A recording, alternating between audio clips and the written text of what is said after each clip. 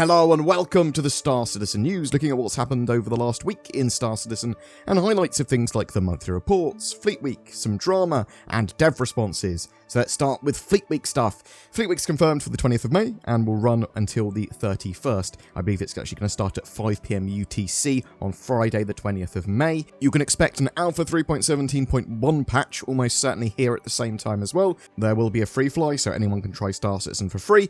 Every 48 hours another manufacturer will take over the expo hall at Orison at Crusader, and you'll be able to see ships and try them out for free too. They're bringing back the Javelin tour, there's going to be a holodeck, there's going to be lots and lots of ships, and there's going to potentially be some concepts and some straight-to-fireball ships, new ships to purchase. So there is a ship sale throughout the event, and that's likely going to have ships mirroring the day's manufacturer. Do not miss Fleet Week, it's going to be great. Inside Star Citizen last week talked about the important tools that make the building of Star Citizen possible. Mighty Bridge connects the in-game editor to other software like Houdini and can be made to support an artist's preferred medium for software. This is incredibly useful and efficient. They don't have to export these sort of changes they make from Houdini or whatever other software they're using to literally have it in the in-game engine, and they can have the artists that are specializing in certain sort of elements not have to change software that they're using. There's also an automated testing tool they talked about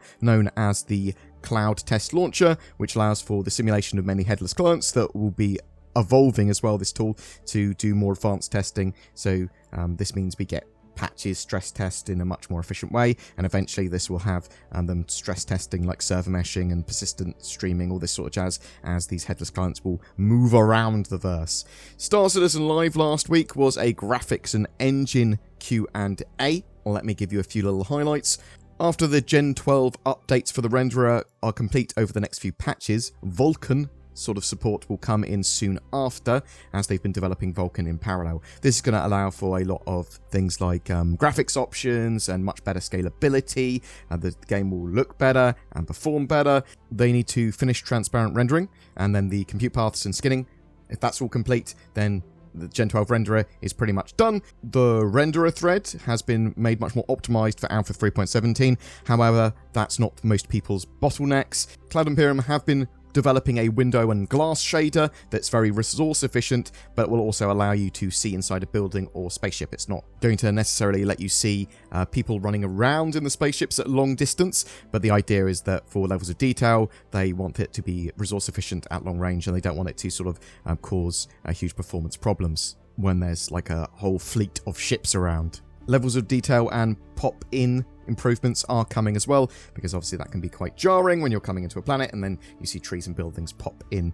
We also had Cloud Imperium reaffirming that ships will continue to receive balance passes and are balanced on various data from both the Persistent Universe and Arena Commander. No ship is in its final tuning state. There are still many more features that need to be layered on, like physical damage and physical components, new weapons, armor, and much more before anything like a final sort of set of balances can be done. The goal is to not have any meta fighters. They want ships to be good at certain things but not at others, and you have to think about your loadouts and think about the ships you're using, because they're going to be better at certain tasks but they're obviously going to have downsides on others, and you can work out what mission and things you're going to be doing and try and best fit your ship for that. We have now had the monthly reports as well. In the Persistent Universe monthly report, it sounds like they are getting the Reclaimer functional for hull stripping salvage, potentially in Alpha 3.18. Salvage has made a lot of progress as well. The Scorpius is looking finalised, and I expect to see it in Fleet Week, and with the 3.17.1 patch. The Drake, Corsair and Vulture are making great progress as well. There are 4 unannounced vehicles or ships that are being worked on currently by Cloud Imperium. Fire and the Extinguisher are getting more work, and I'm really looking forward to fires and damage control on ships, because that's going to be really interesting. Obviously, they do need to get the sort of life support systems working for that as well. The Reclaimer, Derelicts, Points of Interest, and Settlements are all getting ready for prime time. And in fact, speaking of that, the sneak peek this week is of a Reclaimer Derelict interior. Pyro saw updates for armor and clothing for gangs, points of interest and structures. Obviously, we are on the road to Pyro this year, and hopefully we will have either a load of information and sort of updates for Pyro at the end of the year, or it will actually be in our hands. So that's what I'm hoping. The star map and radar overhaul is proceeding well and will give us much more control of what we see and where we go.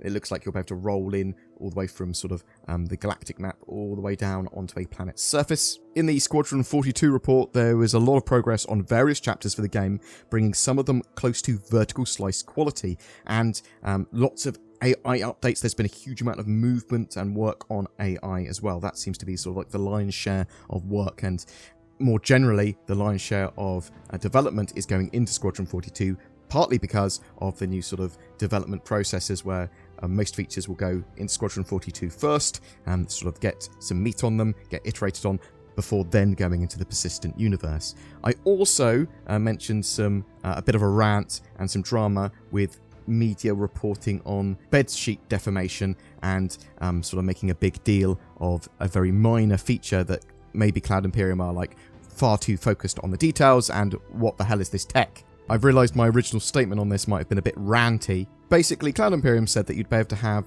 bedsheets get ruffled and you'd be able to see if an NPC had woken up in an emergency, as their sheets might be flung off the bed or quickly thrown aside, compared to if they had made their bed afterwards or just sort of like quickly got up and put the sheet back down.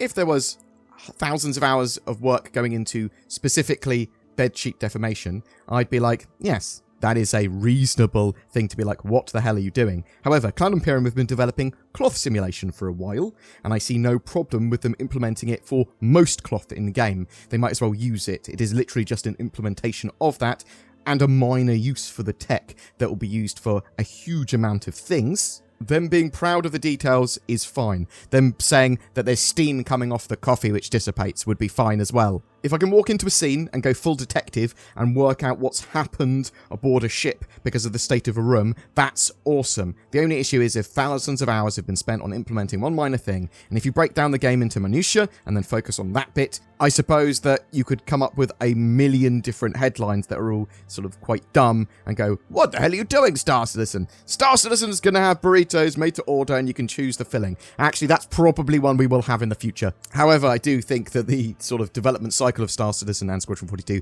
is an incredibly long one, and they do often get lost with some of the details and features for sure. I do think that I'd rather have a game that's fractionally less detailed but coming out a lot quicker. But that's just me, and you're more than welcome to disagree. Boom, that's it. If you'd like to see full breakdowns of any of what we mentioned in this video, the monthly reports, the schedule for Fleet Week, Inside Star Citizen and Star Citizen live summaries, then please check out the rest of my YouTube channel, because all those videos are already there.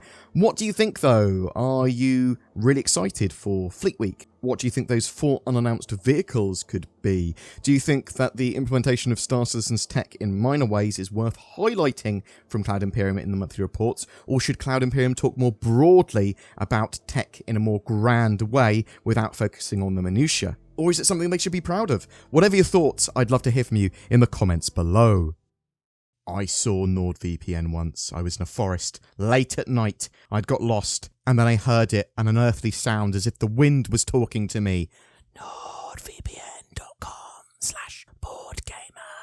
Then I saw him run at me. He was so free, almost as if he could be anywhere in the world. America, France, Australia. He was so secure, protected in layers of encryption that I could not even fathom. So majestic. Well, I heard that NordVPN was as big as a bear and could kick your head off. I've also heard that, which is why, just in case, I go to nordvpn.com/BoredGamer to appease the beast. You can find links to that down below. If you're looking for a new god, why not try NordVPN?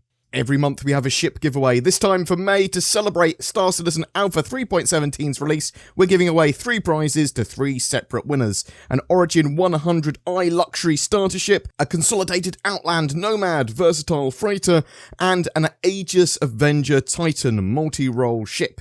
They all come with lifetime insurance and access to play Star Citizen. To be in for a chance of winning one of those 3 prizes, just comment on any of my videos made during May. More details in the description below. Thank you so much to everyone that watches, shares, comments, and likes my videos. It really does help the channel grow. Be sure to subscribe for more content. If you would like to go to the extra mile in supporting the channel, there is Patreon links below. There's a join button under my videos as well on YouTube that makes you a highly elite channel member with some extra perks and exclusive content. There's also the thanks button, which straight up gives us money, and you can leave a highlighted comment.